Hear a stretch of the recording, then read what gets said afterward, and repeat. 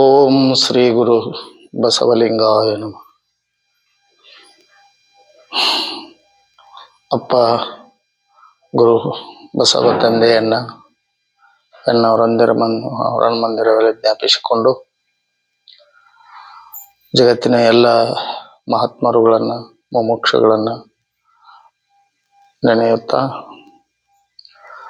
ಈ ಶ್ರೀ ಗುರು ಬಸವ ಮಹಾಮನೆಯ ನಿರ್ಮಾತೃಗಳು ಹಾಗೂ ನಿಸರ್ಗ ಚಿಕಿತ್ಸಾ ತಜ್ಞರು ಡಾಕ್ಟರ್ ಬಸವಾನಂದ ಮಹಾಸ್ವಾಮಿಗಳ ಅಡಿದಾವರುಗಳಲ್ಲಿ ಪಡಮಟ್ಟು ಎಲ್ಲ ಇವತ್ತಿನ ನನ್ನ ಸಹೋದರ ಸಹೋದರಿಯರಿಗೆ ವಿನಂತಿಸಿ ಈಗ ಚಿಂತನೆ. ಮನುಷ್ಯನಿಗೆ ಶಾಂತಿ, ಸಮಾಧಾನ, ನೆಮ್ಮದಿ, ಸುಖ, ಸಮೃದ್ಧಿ ಎಲ್ಲ ಬೇಕಾಗಿದೆ. ಅದೆಲ್ಲ ಅವರಿಗೆ ಬೇಕಾಗಿದೆ. ಆದ್ರೆ ಅವರ ಮುಖ ಕಡೆ ಐತೆ ಅಂತಂದ್ರೆ ಅದರ ವಿರುದ್ಧ ದಿಕ್ಕಿಗಿದೆ. ಶಾಂತಿ, ಸಮಾಧಾನ, ಸುಖ, ಸಂಪತ್ತು, ಸೌಭಾಗ್ಯ ಇವು ತಾವೇ ಬಂದು ಬೀಳೋದಿಲ್ಲ. ನಮ್ಮ ಮನಸ್ಸಿನಲ್ಲಿ ತಾವೇ ಬಂದು ನಮ್ಮ ಹೃದಯದಲ್ಲಿ ಹೋಗೋದಿಲ್ಲ. ಅವನ್ನ ನಾವು ಪಡ್ಕೋಬೇಕು. ಅವನು ಪಡ್ಕೊಳ್ಳೋದು ಹೇಗೆ ಅಂತಂದ್ರೆ ಸತತವಾಗಿ ಸತತ ಪರಮಾತ್ಮನ ಒಲುಮೆ, ಅವನ ಅನುಗ್ರಹ ನಮಗೆ ಬೇಕು. ನಾವು ಅದನ್ನ ಮನನ ಮಾಡುತ್ತಾ ನಿಧಿ ಸಂಪತ್ತನ್ನು ಪಡೆಯುತ್ತಾ ಹೋಗ್ಬೇಕಾದ್ರೆ ಪರಮಾತ್ಮನ ಒಲಿಮೆ ಬೇಕು. ಪರಮಾತ್ಮನ ಒಲಿಮೆ ಬೇಕು ಅಂತಂದ್ರೆ ನಾವು ಆ ಮಾರ್ಗದಲ್ಲಿ ಹೋಗ್ಬೇಕು. ಅದು ಹೇಗೆ ಅಂದ್ರೆ ಅಪ್ಪ ಗುರು ಬಸವಣ್ಣನವರು ಒಂದ್ ಕಡೆ ಹೇಳ್ತಾರೆ, ಸಾರ ಸಜ್ಜನರ ಸಂಗವ ಮಾಡು, ದೂರ ದುರ್ಜನರ ಸಂಘ ಬೇಡವೇ ಬೇಡ. ಸಾರ ಸಜ್ಜನರ ಸಂಘ, ದೂರ ದುರ್ಜನರ ಸಂಘ, ಕಾಳಕೂಟ ವಿಷವೋ ಕೂಡಲ ಸಂಗಮ ದೇವ. ಕಾಳಕೂಟ ವಿಷ ಅಂತಂದ್ರೆ ಅದು ಒಂದು ಹನಿ ಇಂಜೆಕ್ಷನ್ದಲ್ಲಿ ತಗೊಂಡು 7 ಆನೆಗಳಿಗೆ ಚುಚ್ಚಿದರೆ ಆ ಆನೆಗಳು ಒಂದು ಅರ್ಧ ತಾಸಿನಲ್ಲಿ ಸತ್ತು ಬೀಳ್ತಾವಂತೆ. ಅಷ್ಟು ಕೆಟ್ಟ ವಿಷ ಅದು ಕಾಳಕೂಟ ವಿಷ. ಆದ್ರೆ ಅಪ್ಪ ಗುರು ಬಸವಣ್ಣನವ್ರು ಹೇಳ್ತಾರೆ, ಆ ಕಾಳಕೂಟ ವಿಷದಕ್ಕಿಂತ ಕೆಟ್ಟ ದುರ್ಜನರ ಸಹವಾಸ ಅಂತ ಹೇಳ್ತಾರೆ. ದುರ್ಜನರ ಸಹವಾಸದಿಂದ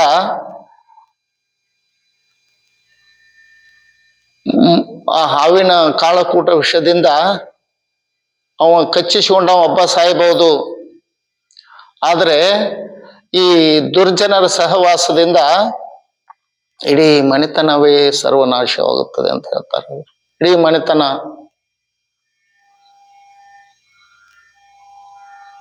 ಓಸಿ ಆಡೋದು, ಈಸ್ಪೆಟ್ ಆಡೋದು, ಜುಗಾರ್ ಆಡೋದು,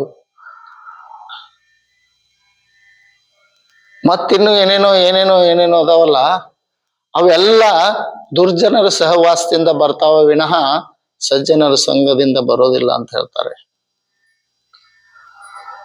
ಆ ದುರ್ಜನರ ಸಹವಾಸ ಮಾಡಿದರೆ ಮನೆತನ ಪಾತಾಳಕ್ಕೆ ಹೋಗಿ ಬೀಳುತ್ತದೆ. ಅಲ್ಲಿ ಹೆಂಡತಿ ಮಕ್ಕಳು, ಮುಪ್ಪಿನ ತಂದೆ ತಾಯಿಗಳು, ನೆಚ್ಚಿಕೊಂಡಂತ ಸಹೋದರ ಸಹೋದರಿಯರು ಇವರೆಲ್ಲರೂ ಬೀದಿಗೆ ಬರ್ತಾರೆ, ಬೀದಿಗೆ ಬಂದು ಬೀಳ್ತಾರೆ. ಆದ್ರೆ ಕಾಳಕೂಟ ವಿಷ ಒಬ್ಬನ್ನ ಕೊಲ್ಲಬಹುದು. ಆದ್ರೆ ಈ ದುರ್ಜನರು ಇಡೀ ಮನೆತನದ ಮಂದಿಯನ್ನ ಜೀವಂತವಾಗಿ ಶವವಾಗಿಸ್ತವೆ. ಅಂತ ಸಂಘದಿಂದ ದೂರ ಇರಪ್ಪ, ಅಂತ ಸಂಘದಿಂದ ದೂರ ಇರು ಅಂತ ಹೇಳ್ತಾರೆ ಬಸವಣ್ಣವರು. ನೋಡ್ರಿ, 12ನೇ ಶತಮಾನದೊಳಗ ಅವ್ರು ಹೇಳಿದ್ರು, ಸಾರ ಸಜ್ಜನರ ಸಂಘವ ಮಾಡು, ದೂರ ದುರ್ಜನರ ಸಂಘ ಬೇಡವೇ ಬೇಡ, ದೂರ ದುರ್ಜನರ ಸಂಘ ಕಾಳಕೂಟ ವಿಷವೋ ಕೂಡಲ ಸಂಗಮ ದೇವ. ಒಂದು ಕಾಗೆ ಇತ್ತು ಒಬ್ಬ ಸಾಹುಕಾರರ ಮನೆ ಹಿತ್ತಲದೊಳಗ. ಕಾಗೆ ಅಲ್ಲೇ ಆ ಸಾಹುಕಾರರು ಹಾಕಿದ ಮುಸುರಿ, ಸಾಹುಕಾರ ಮಕ್ಕಳು ತಿನ್ನೋದನ್ನು ಚೆಲ್ಲಿದಂತ ಒಂದು ತಿನಿಸುಗಳು, ತಿಂಡಿಗಳು, ಅದನ್ನ ತಿನ್ಕೊಂತ ಹಂಗ ಅದ ಸ್ವರ್ಗ ಅಂತ ತಿಳಿದಿತ್ತದು. ಅಲ್ಲೇ ಹಾರಾಡೋದು, ಸುತ್ತು ಕಡೆ ಅಲ್ಲೇ ಹಾರಾಡೋದು. ಅವಾಗ ಎಲ್ಲಿಂದಲೋ ಒಂದು ಹಂಸ ಪಕ್ಷಿ ಬಂತು. ಹಂಸ ಪಕ್ಷಿ ಅಂತಂದ್ರೆ ಅದು ಹಾಲು ಮತ್ತು ನೀರನ್ನ ಬೆರೆಸಿ ಅದರ ಮುಂದಿಟ್ರೆ ಆ ಹಾಲು ನೀರಲ್ಲಿದ್ದಂತ ಹಾಲನ್ನು ಅಷ್ಟ ಕುಡಿತೈತಂತದು. ಆ ನೀರನ್ನು ಅಲ್ಲೇ ಬಿಟ್ಟು ಬಿಡ್ತೈತಂತ. ಅಷ್ಟು ಅದು ಸೂಕ್ಷ್ಮವಾದ ಪ್ರಾಣಿ ಮತ್ತು ಯಾರಿಗೂ ತೊಂದರೆ ಕೊಡದಂತ ಪ್ರಾಣಿ. ಅದು ಅಚಾನಕ್ ಆ ಕಾಗೆಯ ಸ್ನೇಹವನ್ನು ಮಾಡಿತು.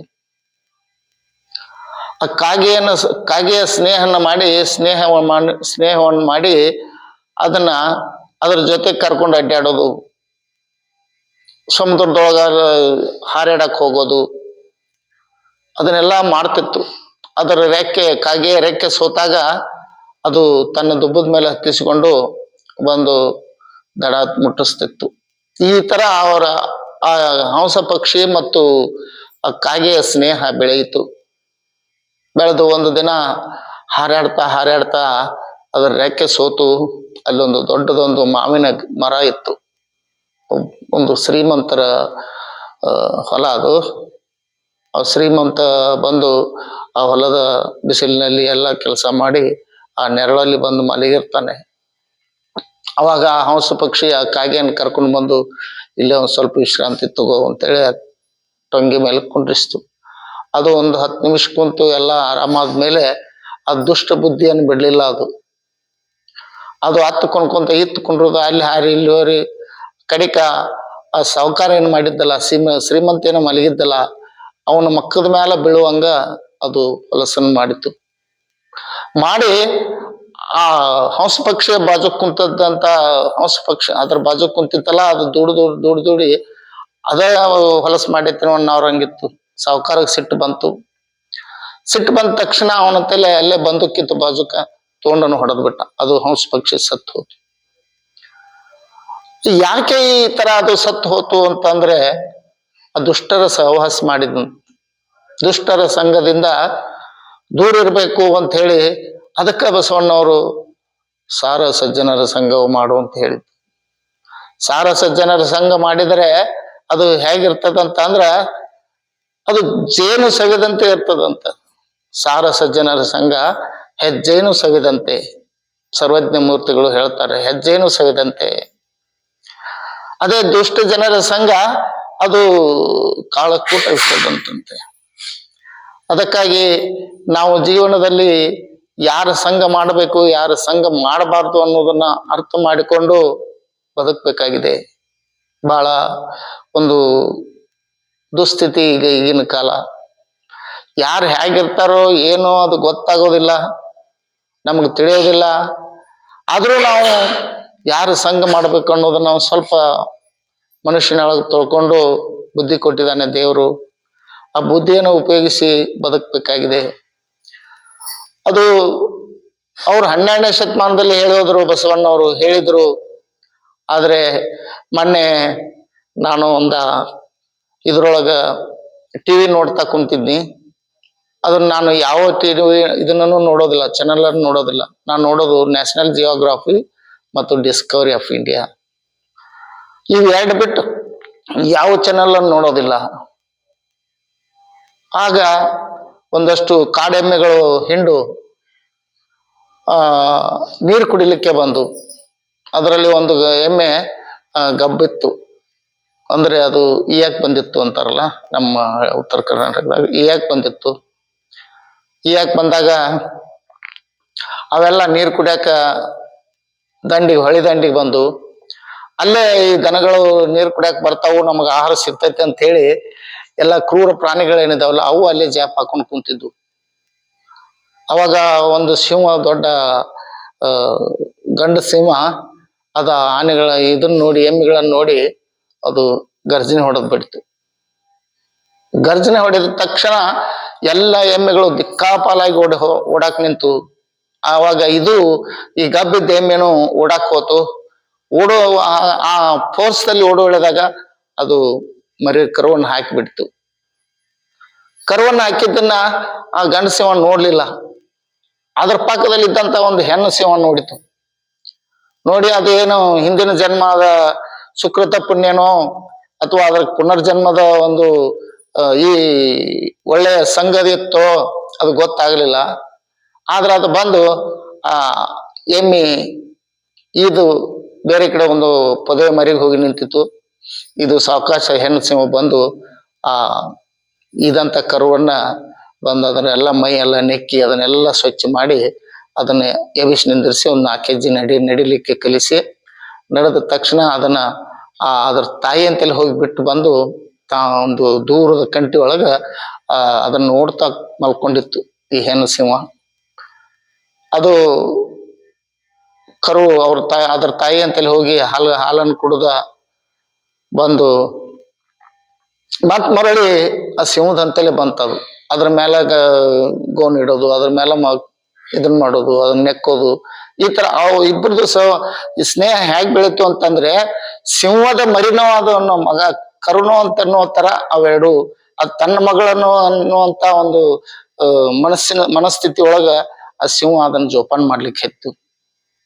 ಆಯ್ತು, 1 ದಿನ ಆಯ್ತು, 2 ದಿನ ಆಯ್ತು, 3 ದಿನ ಆಯ್ತು, 13 ದಿನ ನಿರಂತರವಾಗಿ ಆ ಕರುವನ್ನ ಕರ್ಕೊಂಡ್ ಬರೋದು, ಅದ್ರ ಅಂತಲ್ಲಿ ಬಿಡೋದು, ಅದು ಹಾಲು ಕುಡಿಯೋದು, ಕುಡಿದ ತಕ್ಷಣ ಅದು ಓಡಿ ಇದ್ರಂತೆಲ್ಲ ಬರ್ತಿತ್ತು.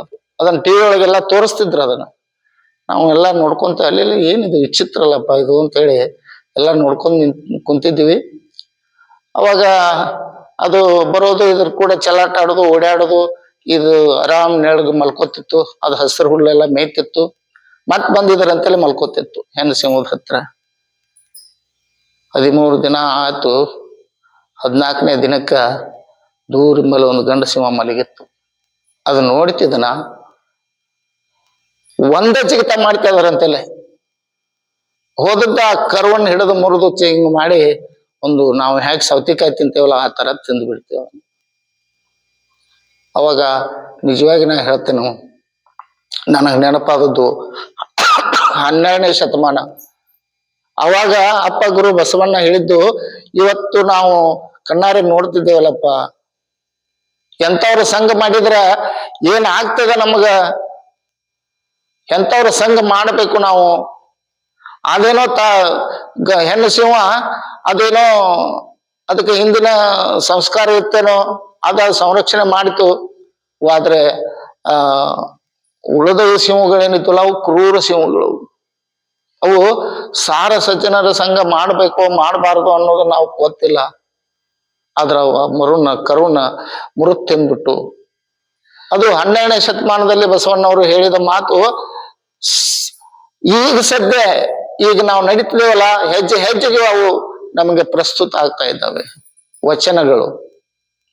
ವಚನಗಳು ನಮಗ ದಾರಿದೀಪ. ಕತ್ತಲಲ್ಲಿ ಇದ್ದಾಗ ಅದಕ್ಕೆ ರಾಷ್ಟ್ರಕವಿ ಕುವೆಂಪು ಅವರು ಹೇಳ್ತಾರೆ, ಕಾರ್ತಿಕದ ಕಗ್ಗತ್ತಲಲ್ಲಿ ಆಕಾಶ ದೀಪವಾಗಿ ನೀ ಬಂದೆ, ಬಟ್ಟೆಗೊಂಡವರಿಗೆ ಬಟ್ಟೆಗೆಟ್ಟವರಿಗೆ ಒಂದೊಂದೇ ದೊಂದಿ ದಿಕ್ಕಾದ 8 ಶತಮಾನಗಳ ಹಿಂದೆ.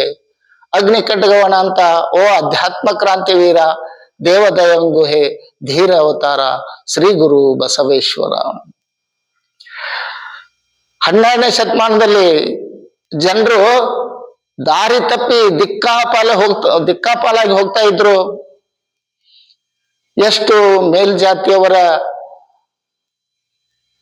4 ಜಾತಿಗಳು ನಮ್ಮ ಇದರಲ್ಲಿ ಭಾರತದಲ್ಲಿ.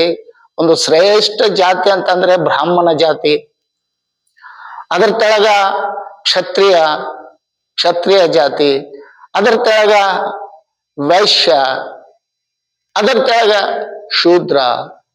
ಈ 4 ಜಾತಿಗಳು ಎಲ್ಲಿ ನಿಂತಿದಾವಂತ ಅಂದ್ರೆ ಅಸ್ಪೃಶ್ಯನ ಮೇಲೆ ನಿಂತಿದಾವಂತೆ. ಲಿಂಗಾನಂದಪ್ಪ ಅವರು ಇಷ್ಟ್ ಚಂದ ಹೇಳ್ತಿದ್ರು ಇದನ್ನ. ಅವ್ರೆಲ್ಲ ಎಲ್ಲಿ ನಿಂತಾರಂತಂದ್ರ, ಎಲ್ಲಿ ಕುಂತಾರಂತಂದ್ರ ಅಸ್ಪೃಶ್ಯನ ಮೇಲೆ ನಿಂತಾವ ಇವು 4 ಜಾತಿಗಳು. ಅವ ಆ ವಜ್ಜೆ ತಾಳ್ಲಾರಕ್ಕ ಬಕ್ ಬರ್ಲೆ ಬಿದ್ದು ಬಿಟ್ಟಾನ ಅಂತ ಹೇಳ್ತಿದ್ರು ಅವ್ರ ಅಪ್ಪರು. ವಜ್ಜೆ ತಾಳ್ಲಾರಕ್ಕ ಅವ ಹೆಂಗ್ ಬಿದ್ದಾನಂತಂದ್ರ ಇದ್ದು ಸತ್ತಂಗ ಬಕ್ ಬರ್ಲೆ ಬಿದ್ದು ಬಿಟ್ಟಾನು. ಮೊದ್ಲೇ ಕಡ್ಯಾವ ಶೂದ್ರ ಹೊಲ್ದಾಗ ದುಡಿದ ಅವನ ಕೆಲಸ ಬರೀ ಮೈಯಾನ ಹಂಗೆ ಹರ್ಕೊಂಡು ದುಡಿಯೋದು. ದುಡಿದು ಯಾರಿಗೆ ಕೊಡೋದು? ಅವರು ಹೇಳ್ತಿದ್ರು, ಕರ್ಮಣ್ಣೆ ವಾದಿಕಾರಸ್ತೆ ಮಾಫಲೇಶು ಕದಾಚನ. ಇದೊಂದು ಶ್ಲೋಕ ಹೇಳ್ಬಿಡೋರು. ನೀನು ಅದ್ರ ಬಗ್ಗೆ ಕರ್ಮ ಮಾಡೋದಷ್ಟೇ ನಿನ್ ಕೆಲಸ, ಅದ್ರ ಫಲಾಫಲವನ್ನು ಕೇಳಕ್ ಹೋಗ್ಬೇಡ. ನೋಡ್ರಿ ಎಂತ ಒಂದು ದುಷ್ಟ ಪರಿಸ್ಥಿತಿ ಇದಂತಂದ್ರೆ, ನೀ ದುಡಿದ್ರಿ ಮುಂಜಾನೆ ಸಂಚನಕ್ಕೆ ದುಡ್ರಿ, ಅದ್ರ ಪಗಾರ ಕೇಳಬೇಡ. ಹಾಗಾದ್ರೆ ಅವ್ರ ಹೆಂಡ್ರು ಮಕ್ಳು ಊಟ ಮಾಡೋದೇನು? ಪಗಾರ ಕೊಡದಿದ್ರೆ ಅವ್ರು ದುಡಿಬೇಕ್ಯಾಕ? ಆದ್ರೆ ಅದನ್ನ ಅವನ ಬಾಯಿಂದ ಹೇಳ್ಸಿರು. ಅವ್ ಕೃಷ್ಣ ಅನ್ನೋವನ ಬಾಯಿಂದ ಏನ್ ಹೇಳಿದ್ರು? ಕರ್ಮಣ್ಣೆ ವಾದಿಕಾರಸ್ತೆ ಮಹಾಫಲೇಶು ಕದಾಚನ. ಕರ್ಮವನ್ನ ನೀ ಮಾಡು, ಫಲಾಫಲಗಳನ್ನ ಬಯಸ್ಬೇಡ. ಕೊಡ ಇದ್ರೆ ನಾ ಕೊಡ್ತೇನೆ ನಿಮ್ಗ. ಏನು ಎಲ್ಲ ಸತ್ವಾದಿಂದ ಕೊಟ್ಟರು ತಗೊಂಡು ಏನ್ ಮಾಡೋದು? ಮತ್ತ ಅವನ ಕಡೆಯಿಂದ ಕೊಡವಾಗಿದ್ರ ಅವ್ಯಾಕೆ ಇಸ್ಕೋತಿದ್ದ ಇವ್ರಂತೇಳಿ. ಅದಕ್ಕ ಈ ಬ್ರಾಹ್ಮಣ್ಯ ಅನ್ನುವಂತ ಒಂದು ಪದ್ಧತಿ ಐತಲ್ಲ, ಅದನ್ನ ನಮ್ಮ ಮೇಲೆಲ್ಲ ಹೇರ್ ಬಿಟ್ಟಿತ್ತು. ದುಡಿಯೋದು ನಿನ್ನ ಕೆಲಸ ಅಷ್ಟ, ಅದನ್ನ ಬಿಟ್ಟು ಬೇರೆ ಏನಿಲ್ಲ. ನೀನು ಶಾಸ್ತ್ರ ಪುರಾಣಗಳನ್ನ ಓದ್ಬೇಡ, ವೇದ ಉಪನಿಷತ್ತುಗಳನ್ನ ಓದ್ಬೇಡ, ಯಾವ್ದನ್ನೂ ಓದಾಕ್ ಹೋಗ್ಬೇಡ. ಆದ್ರೆ ನಿನ್ ದುಡಿದಷ್ಟೇ ನಿನ್ ಕೆಲಸ. ಎಮ್ಮೆಗಳನ್ನ ಮೇಯಿಸೋದು, ಆಕಳನ್ನ ಮೇಯಿಸೋದು ಅಷ್ಟೇ ನಿನ್ ಕೆಲಸ. ಅದ್ರ ಹೈನ ಉಣ್ಣೋದು ನಿನ್ ಕೆಲಸ ಅಲ್ಲ, ನಿನ್ನ ಮಕ್ಕಳದು ಕೆಲಸ ಅಲ್ಲ. ಅದನ್ನ ಉಣ್ಣವ್ರು ನಾವು ಇದೇವೆ ಇಲ್ಲಿ. ನಾವು ಉಂಟೇವೆ ಅದನ್ನ. ನಿನಗ್ ದೇವ್ರು ಕೊಡ್ಬೇಕಂದ್ರೆ ಕೊಟ್ಟ ಬಿಡ್ತಾನೋ ಅನ್ನುವಂತ ಒಂದು ದುಷ್ಟ ಪರಿಸ್ಥಿತಿ ಇತ್ತು. ಅವಾಗ ಶೂದ್ರ ಅವ ಏನ್ ಮಾಡ್ತಿದ್ದ ಅಂತಂದ್ರೆ ಅದ್ರ ಅಷ್ಟೇ ಕೆಲಸ ಮಾಡ್ತಿದ್ದ. ಅದ್ರ ಮೇಲೆ ಒಬ್ಬಿದ್ದ ಅವ ವೈಶ್ಯ. ಅಪ್ಪ ಅವ್ರು ಹೇಳ್ತಿದ್ರು, ಲಿಂಗಾನಂದಪ್ಪ ಅವರು, ಅವ ತಗೊಳ್ಳೋದನ್ನ 3 ಪಡಿ ತಗೋತಿದ್ದಂತ, ಕೊಡೋದನ್ನ 6 ಪಡಿ ಮಾಡಿ ಕೊಡವಂತ. ಅದನ್ನ ನಮ್ ಕಡೆಯಿಂದ ತಗೊಳಕ್ ಹೋದ್ರ 3 ಪಡಿ ಮಾಡವ, ಹೆಂಗಂಗೋ ಮಾಡಿ ಅದನ್ನ ಅಳತಿ ಮಾಡಿ ಅದನ್ನ 3 ಪಡಿ ಇಸ್ಕೊಳವ. ಇನ್ನೊಬ್ಬರಿಗೆ ಬೇರೆದವ್ರಿಗೆ ಬಡವರಿಗೆ ಕೊಡುವಾಗ ಅದನ್ನ ತಪ್ಪರಿ ಹೊಡೆದು ಅದನ್ನ ಮಾಡಿ ಇದನ್ನ ಮಾಡಿ ಹತ್ತು ಕೇಳಿ ಇತ್ತು ಕೇಳಿ ಅದನ್ನ 6 ಪಡಿ ಮಾಡ್ತಿದ್ದಂತ. ಅವನ ಮೇಲೆ ಕುಂತಾನಂತ್ರಿ, ಶೂದ್ರನ ಮೇಲೆ.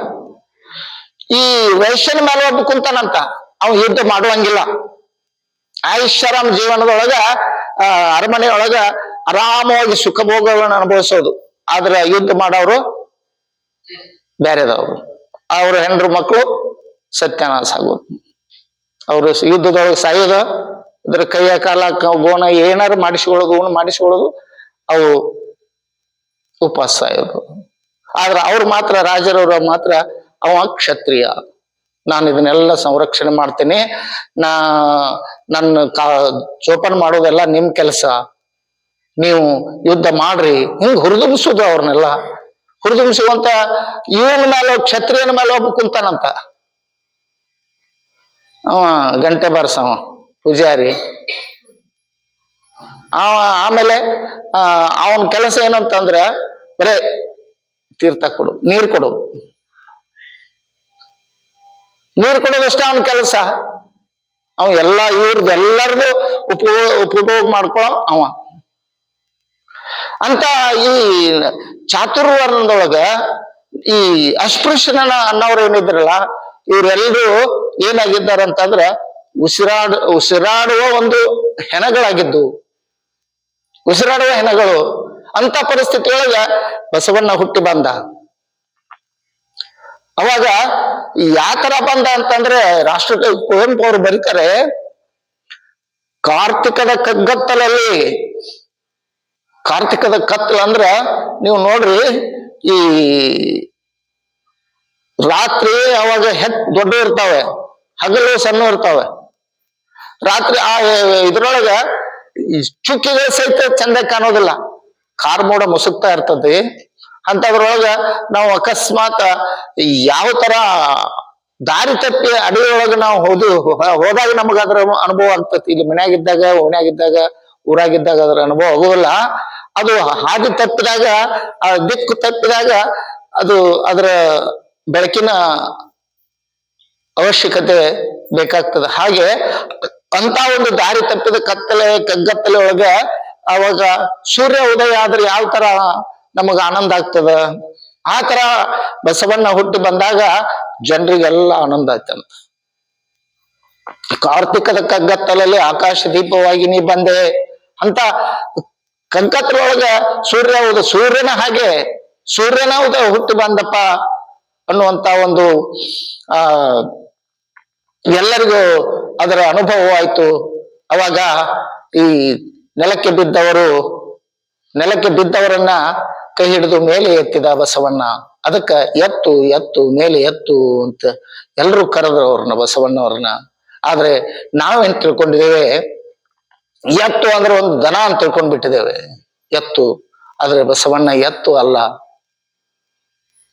ನೆಲಕ್ಕೆ ಬಿದ್ದವರನ್ನ ಎತ್ತಿದವ ಬಸವಣ್ಣ, ನೆಲಕ್ಕೆ ಬಿದ್ದವರನ್ನ ಎತ್ತಿದವ ಬಸವಣ್ಣ ಅಂತದ್ರೊಳಗ ಒಬ್ಬ ನಾಗಿದೇವ ಅನ್ನುವಂತ ಒಬ್ಬ ಅಸ್ಪೃಶ್ಯ, ಅವನು ಊರೊಳಗ ಬಸವಣ್ಣವರ ಸಂಘದಿಂದ ಇದ್ರೊಳಗ ಅನುಭವಿಸ್ಬೇಕಂತೇಳಿ ಬರು ಎಳೆದಾಗ ಓಂ ನಮ ಶಿವಾಯ ಅನ್ನುವಂತ ಮಂತ್ರವನ್ನ ಪಠನ ಮಾಡ್ಕೊಂತ ರಾಜಬೀದಿಯೊಳಗೆ ಬರು ಎಳೆದಾಗ ಜನ ಎಲ್ಲ ಕೂಡಿ ಅಸ್ಪೃಶ್ಯ ಬಂದನು, ಬೆಳಿಗ್ಗೆ ಬರೋ ಹಾಗಿಲ್ಲ, ಸಾಯಂಕಾಲನೂ ಬರೋ ಹಾಗಿಲ್ಲ ಅವ್ರ ಊರೊಳಗ. ಬೆಳಿಗ್ಗೆ ಬಂದ್ರ ಸೂರ್ಯ ಈ ಕಡೆ ಇರ್ತಾನೋ, ಅವನ ನೆರಳೇನೈತ್ಲ ಅವ್ರ ಬ್ರಾಹ್ಮಣರ ಕಟ್ಟಿ ಮೇಲೆ ಬೀಳ್ತೈತಿ, ಅವಾಗ ಅದು ಅಪವಿತ್ರ ಆಗ್ತೈತಿ. ಅದಕ್ಕೆ ಮಠ ಮಧ್ಯಾಹ್ನ ಬಿಸಿಲಾಗ ಬರ್ಬೇಕ ಅವ, ಅಂದ್ರ ಅವನ ನೆರಳು ಅವನ ಮೇಲೆ ಬೀಳ್ಬೇಕು, ಅಲ್ಲೇ ಕಾಲಾಗ ಬಿದ್ದಿರ್ಬೇಕು. ಅದು ಯಾರು ಅಚ್ಕ ದಾಟವ್ರು ಮನಿ ಮೇಲೆ ಹಿಂಗ ಬಿದ್ದಿರಬಾರ್ದು. ಅದಕ್ಕೆ ಅವ ಬೆಳಿಗ್ಗೆ ಬಂದ್ಬಿಟ್ಟಿದ್ದ. ಅವಾಗ ಇವರು ಬ್ರಾಹ್ಮಣರು ಏನಿದ್ರಲ್ಲ ಅವರೆಲ್ಲ ಗಡಗಡ ನಡಿಗೆ ಹೋಗ್ಬಿಟ್ರು. ಅಸ್ಪೃಶ್ಯನ ನೆರಳು ನಮ್ಮ ಮನೆ ಕಟ್ಟೆ ಮೇಲೆ ಬಿತ್ತು, ನಮ್ಮ ಹುಡುಗರ ಮೇಲೆ ಬಿತ್ತು, ಅವ್ ಬಂದಿದ್ದಾನೆ ಒಯ್ಯಿರ್ಲಿ ಅವ್ ಕಲ್ಲು ಅಂತೇಳಿ ಅವ್ನ್ ಕಲ್ಲು ತಗೊಂಡು ಒಗದು ಬಡಿಗಿಲೆ ಬಡದು ಎಲ್ಲಾ ರಾಮಾರಗತ್ತಾಗ್ಬಿಟ್ಟಿತ್ತು. ಅವನ ಮೈ ಎಲ್ಲ, ಕಣ್ಣೊಳಗಿಂತ ಬರಾಕ್ತಿತ್ತು. ಅಂತ ಪರಿಸ್ಥಿತಿ ಒಳಗ ಅವ ರಾಜ ಬೀದಿ ಒಳಗ ಬಿದ್ದಿದ್ದ. ಅವಾಗ ರಾಜ್ಯಸಭೆಯಿಂದ ರಾಜ್ಯಸಭೆಗೆ ಹೋಗ್ಲಿಕ್ಕೆ ಬಸವಣ್ಣವರು ತಯಾರಾಗಿ ಹೋಗ್ತಿರ್ತಾರೆ ಅಶ್ವಾರೂಢರಾಗಿ. ಅವ ಬಿದ್ದಿದ್ದನ್ನು ನೋಡಿ ಕುದುರೆಯ ಮೇಲಿಂದ ಇಳಿದು ಅವನನ್ನ ಮೇಲ್ಕೆತ್ತಾರೆ. ಎತ್ತಿ ಅವನನ್ನ ಒರೆಸಿ, ರಕ್ತವನ್ನು ಒರೆಸಿ ಎಲ್ಲ ನೋಡಿ ಹೇಳ್ತಾರೆ, ಅವಾಗ ಬಂದೆಯ ಬಸವಣ್ಣ. ಆ ನಾಗಿದೇವನ ಬಾಯಿಂದ ಬಂದದ್ದು ಬಂದೆಯ ಬಸವಣ್ಣ. ಅರೆ ಕಣ್ಣು ಕಾಣುವಲ್ಲೋ, ಕಣ್ಣಾಗಿಂತ ರಕ್ತ ಬರಾಕ್ತೈತೆ, ನಾನ ಬಸವಣ್ಣ ಅನ್ನೋದು ನಿನಗೆ ಹೆಂಗ್ ಗೊತ್ತಾತಪ್ಪ ಅಂತ ಕೇಳ್ತಾರ ಅವ್ರು ನಾಗಿದೇವನ್ನ. ಅವಾಗ ನಾಗಿದೇವ ಹೇಳ್ತಾನೆ, ಯಪ್ಪ ಕಲ್ಯಾಣ ಪಟ್ಟಣದೊಳಗ ನಮ್ಮಂತ ಕೆಳಗ್ ಬಿದ್ದವರನ್ನ ಮೇಲೆ ಎತ್ತವ್ರು ಯಾರು ಅಂದ್ರೆ ನಿನ್ನ ಬಿಟ್ಟ ಬಸವಣ್ಣನ ಬಿಟ್ಟ ಮತ್ತಾರು ನಮ್ಮನ್ನ ಮೇಲೆ ಎತ್ತವ್ರು, ನಮ್ಮನ್ನ ಮ್ಯಾಲೆ ಎತ್ತವ ಬಸವಣ್ಣ, ಮತ್ ಬಸವಣ್ಣ ಅನ್ನದ ಮತ್ ಇನ್ನೇನ್ ಬ್ಯಾರೆದವ್ರನ್ನ ಏನ್ ಹೇಳಿ ಅಂತ ಹೇಳ್ತಾನೆ ನಾಗಿದೇವ. ಅಂತ ಬಸವಣ್ಣನ ಈ ಒಂದು ಮಹಾಮನೆಯಲ್ಲಿ ನೀವೆಲ್ಲ ಇಲ್ಲಿ ಸೇರಿದ್ದೀರಿ, ಇಲ್ಲಿ ಉಪವಾಸಕ್ಕೆ ಬಂದಿದ್ದೀರಿ, ಆರೋಗ್ಯವನ್ನ ಪಡ್ಕೋಬೇಕಂತ ಬಂದಿದ್ದೀರಿ. ಆರೋಗ್ಯವನ್ನ ಪಡ್ಕೊಂಡು ಅಪ್ಪಾಜಿ ಅವರ ಅವ್ರಿಗೆ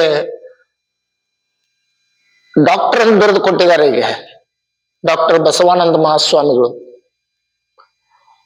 ಅವ್ರು ಯಾವಾಗ MBBS ಆಯ್ತು MD ಆಯ್ತು ಅಂತ ಹೇಳಿ ಒಂದಷ್ಟು ಜನ ಕೇಳಿದ್ರು,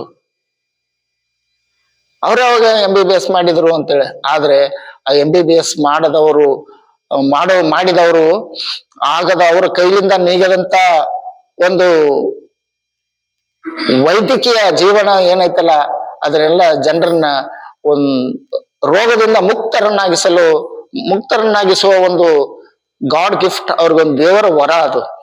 ಅಪ್ಪ ಅವ್ರಿಗೆ ಅದು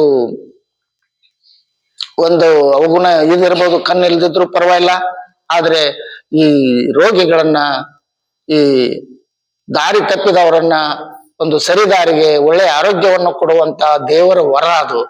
ಆ ವರವನ್ನ ನಾವೆಲ್ಲರೂ ಸೇರಿ ಅದನ್ನ ಉಪಯೋಗ ಮಾಡ್ಕೋಬೇಕು ವಿನಃ ಅದು ನಮ್ಮಿಂದ ಅವ್ರದ್ದು ಏನಿದೆಯಲ್ಲ ನಾವು ಅದನ್ನ ಅನುಭವಿಸೋಣ.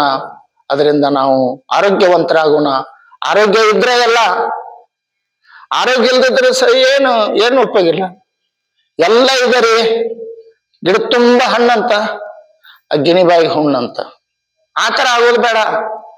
ಅದನ್ನ ಅನುಭವಿಸೋಣ. ಏನೇ ಇರೋದು, ಕರ ರೊಟ್ಟಿ ಇರ್ಲಿ, ಅಮೃತನ ಇರ್ಲಿ, ಅದನ್ನ ಅನುಭವಿಸುವಂತ ಒಂದು ಆರೋಗ್ಯ ನಮ್ಮ ಹತ್ರ ಇತ್ತು ಅಂತಂದ್ರೆ ಅದು ಯಾವ್ದು ಇದ್ರು ಅಮೃತ ಆಗ್ತದ, ಅಮೃತ. ಅದಕ್ಕಾಗಿ ಎಲ್ರು ನಾವು ಅದನ್ನ ಅಪ್ಪ ಅವರ ಇಲ್ಲಿ ನೀವು ಅವರ ಸಾಮೀಪ್ಯದಲ್ಲಿ ನೀವು ಬಂದಿದ್ದೀರಿ, ನೀವು ಪುಣ್ಯ ಮಾಡಿದವ್ರೆ, ಪುಣ್ಯವಂತರೇ ಅಲ್ಲಿ ಬರ್ಬೇಕಾಗ್ತದ. ಇಲ್ದಿದ್ರ ಬರಕ್ ಆಗೋದಿಲ್ಲ. ನಮ್ಮ ರಿಲೇಷನ್ದೊಳಗೊಬ್ರು ಅಜ್ಜಾರ್ ಇದ್ರು, 88 ವಯಸ್ಸು ನಡೀತಿದ್ದು ಅವ್ರಿಗೆ. ಯಾರ್ದಾರು ಪ್ರವಚನ ನಡೀತು ಅಂತಂದ್ರ ಒಂದು ಲಾಟನ್ ಹಿಡ್ಕೊಂಡು ರಾತ್ರಿ ಅವ್ರ ಮನ್ಯಾಗೆಲ್ಲ ಬೇಯ್ತಿದ್ರು. ಎದಕ್ ಹೊಕ್ಕಾರ ಇವ್ರು ಅಜ್ಜಾರು, ಮನ್ಯಾಗ ಮೊಮ್ಮಕ್ಕಳನ್ನ ಆಡಿಸ್ಕೊಂತ ಕುಂಡ್ರದ್ ಬಿಟ್ಟ ಈಗ 80-85 ವಯಸ್ಸ. ಇನ್ ಹೋಗಿ ತಿಳ್ಕೊಂಡು ಏನ್ ಮಾಡವ್ರಿ ಇವ್ರು? ಇನ್ನ ಅದನ್ನ ಕೇಳಿ ಏನ್ ಮಾಡವ್ರಿ ಇವ್ರು?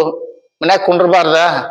ಸ್ವಸ್ಥರ್ನು ಬೇಯವ್ರ, ಮಕ್ಕಳನ್ನು ಬೇಯವ್ರ, ಹೆಂಡತಿನೂ ಬೇಯಾಕೆ. ಆದ್ರೂ ಅವ್ರನ್ನೆಲ್ಲ ಬದಿಗೊಟ್ಟು ಅವ್ರು ಅಲ್ಲಿ ಅಪ್ಪ ಅವ್ರ ಗರಗದ ಮಡವಾಳಪ್ಪ ಅವರು ಶಾಸ್ತ್ರ ಕೇಳಕ್ ಹೋಗ್ತಿದ್ರಂತ. ಅವ್ರು ಹಾಗಾಗಿ ಬಿತ್ಕೊಂತ ಹೋಗಾರ. ಅವರು ಅಷ್ಟು ಅವ್ರು ಹೋಗ್ಬೇಕನ್ನುವಂತ ಒಂದು ಅವರಲ್ಲಿ ಉತ್ಕಟವಾದ ಆಸೆ. ಅಂತವ್ರನ್ನೆಲ್ಲ ಬದಿಗೊತ್ತಿ ಹರಿದು ಕೊಟ್ಟು ಅಲ್ಲಿ ಹೋದ ಕೂಡಲೇ ಅಪ್ಪ ಅವ್ರ ಶಾಸ್ತ್ರ ಚಲೋ ಆಗ್ತಿತ್ತಂತ. ಅಷ್ಟು ತೊಗೊಂಡು ಇವ್ರಿಗೆ ಗಾಢವಾದ ನಿದ್ದೆ ಬಂದ್ಬಿಡ್ತಿತ್ತಂತ. ಏನು ಕೇಳಂಗಿಲ್ಲ, ಆರಾಮ್ ಗೊರಕೆ ಹೊಡೆದು ಗೊರ್ರ ನಿದ್ದೆ ಮಾಡಿಬಿಡವ್. ಅಪ್ಪಾರ ಶಾಸ್ತ್ರ ಮುಗೀತು, ಇವ್ರು ಎದ್ದು ಬಿಡವ್ರು. ಅಂದ್ರೆ ಅವ್ರ ಕರ್ಮ ಏನಿತ್ತು ಅಂತಂದ್ರೆ ನಾವು ಎಲ್ಲ ಇದನ್ನೆಲ್ಲ ಹರ್ಕೊಂಡು ಅಲ್ಲಿ ಆದ್ರೂ ಅದನ್ನು ಕೇಳಿಬಿಡುದಿಲ್ಲ. ನಾವು ಎಷ್ಟ ಎಲ್ಲ ಕಿತ್ತು ಹೋಗಬೇಕಪ್ಪ, ನಾವು ಅಪ್ಪ ಅವ್ರ ಶಾಸ್ತ್ರ ಹೇಳ್ಬೇಕು, ಮನಗುಂಡಿ ಶ್ರೀಗಳ ಪ್ರವಚನ ಇದೆ, ಅದನ್ನ ಕೇಳಕ್ ಹೋಗ್ಬೇಕು ಅಂತ ಎಲ್ಲ ನಮ್ಮ ಮನುಷ್ಯನೊಳಗೆಲ್ಲ ತಿಳ್ಕೊಂಡು ಎಲ್ಲ ಬದಿಗಿಟ್ಟು ನಾವು ಆದ್ರೂ ಅಲ್ಲಿ ಏನಾದ್ರೂ ಒಂದು ಅಡಚಣೆಗಳು ಅಂದ್ರೆ ನಮ್ಮ ಪಾಪದ ಕೂಡ ಅದು ತುಂಬಿರ್ತದ. ಅಲ್ಲಿ ಪುಣ್ಯದ ಇದಕ್ ಜಾಗ ಇರೋದಿಲ್ಲ. ಅಂತ ಪರಿಸ್ಥಿತಿ ಒಳಗ ನಾವು ಆ ಲೆವೆಲ್ಗೆ ಹೋಗೋದಕ್ಕಿಂತ ಸಣ್ಣ ವಯಸ್ಸಾಗಿದ್ದಾಗನ ಮಕ್ಕಳನ್ನ ಒಂದು ಸರಿದಾರಿಯೊಳಗ ಇಂಥ ಮಹಾತ್ಮರ ವಾಣಿಯನ್ನು ಕೇಳುವಂತ ವ್ಯವಸ್ಥೆಯನ್ನ ನಾವು ಹಿರಿಯರಾದವರು ಮಕ್ಕಳಿಗೆ ಮಾಡಿಕೊಡ್ಬೇಕು, ಕಲ್ಪಿಸ್ಬೇಕು. ಅದನ್ನ ನಾವೆಲ್ಲ ಆ ಮಕ್ಕಳಿಗೆ ದಾರಿ ಎರೆದ್ರ ಅವರ ಜೀವನ ಸಾರ್ಥಕವಾಗ್ತೈತಿ. ಸಾರ ಸಜ್ಜನರ ಸಂಘದೊಳಗೆ ಬೆಳಿತಾರ ಅವರು ಅಂತ ಹೇಳಿ ಆ ಒಂದು ನಿಟ್ಟಿನಲ್ಲಿ ನೀವೆಲ್ಲ ಆರೋಗ್ಯವನ್ನು ಪಡ್ಕೊಳ್ರಿ. ಅವ್ರು ಹೇಳ್ದಂತ ಕೇಳ್ರಿ. ನಿಮ್ಮ ಪುಣ್ಯವಂತರ ನೀವು ಇಲ್ಲಿ ಬಂದದ್ದು. ಯಾವುದು ಖರ್ಚಿಲ್ಲ, ಇಂಜೆಕ್ಷನ್ ಇಲ್ಲ, ಏನು ಇದನ್ನ ಹಚ್ಚೋಂಗಿಲ್ಲ, ಎಲೆಕ್ಟ್ರಿಸಿಟಿ ಇದನ್ನ ಹಚ್ಚೋಂಗಿಲ್ಲ, ಕರೆಂಟ್ ಹಚ್ಚೋಂಗಿಲ್ಲ, ಯಾವುದು ಇಲ್ಲ. ಆನಂದವಾಗಿರೋದು, ಆನಂದವನ್ನು ಅನುಭವಿಸೋದು, ಅದೇ ಈ ಆರೋಗ್ಯ. ಇಂಥ ಆರೋಗ್ಯ ಅಮೃತವನ್ನು ಕೊಡುತ್ತೀರ ಬಸವಾನಂದಪ್ಪ ಅವರ ಪಾದಾರವಿಂದಗಳಲ್ಲಿ ನನ್ನ 2 ಮಾತುಗಳನ್ನು ಅರ್ಪಿಸಿ ಅದಕ್ಕೆ ವಿರಾಮ ಕೊಡ್ತೇನೆ. ಎಲ್ಲರಿಗೂ ಶರಣು ಶರಣಾರ್ಥಿ.